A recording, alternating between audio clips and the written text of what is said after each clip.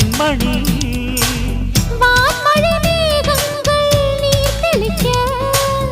வாடிய தேகங்கள் சேர்ந்திருக்க வாலிபராகங்கள் நான் படிக்க நூலிடை தாழாமல் நீ துடிக்க சின்ன பூவை தேன் நிலாவை தொட்டு விளையாட ஆனந்தம் கூடாதோ பாண்டியனின் ராஜ்யத்தில் புயலால வேண்டி நின்ற பைங்கிளிக்கு புயலால கையில் தந்தே கல்யாண மாலை மையல் கொண்டே நான் இந்த வேளை